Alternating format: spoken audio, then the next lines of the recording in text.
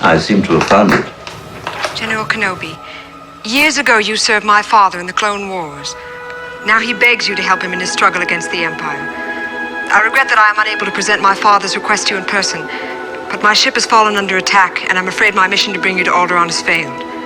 I have placed information vital to the survival of the rebellion into the memory systems of this R2 unit. My father will know how to retrieve it. You must see this droid safely delivered to him on Alderaan.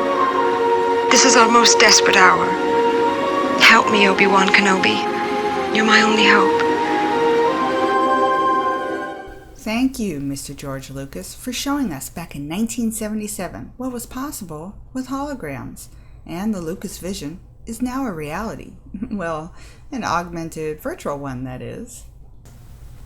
Did you know that you can turn any smartphone into a holographic projector? You can do it today. The holograms that make up an augmented world are positioned all over the real world by using sensors in the hardware and algorithms in the software.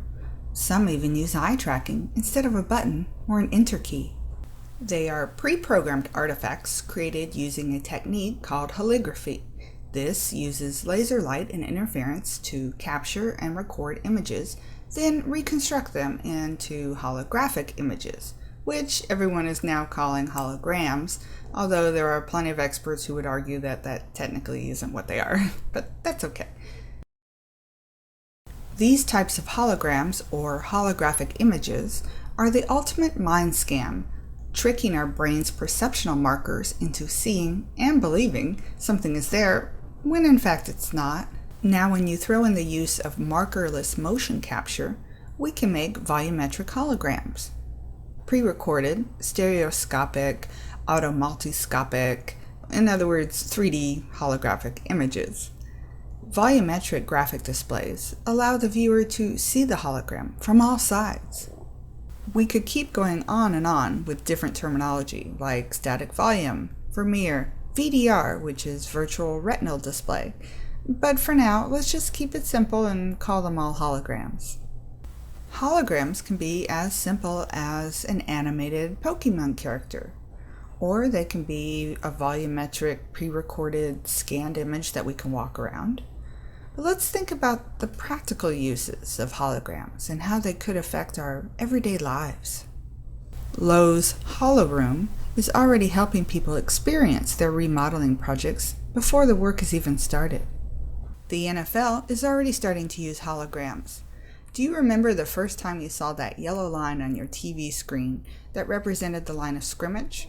Well, now imagine if you could see that yellow line when you're at the stadium by holding your phone up against the field.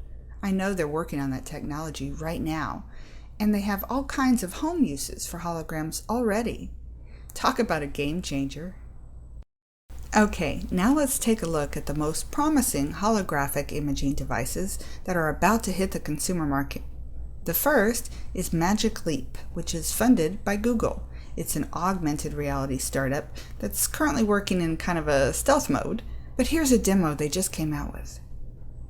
And like Microsoft's HoloLens, they're using light in amazing ways. I can't wait till I can use this.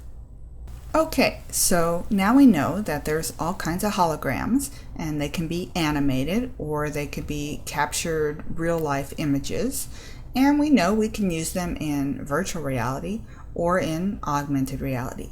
So now let's take a step further towards the real-world side of things, and let's look at live-action stereoscopic cinematography or 360 videos.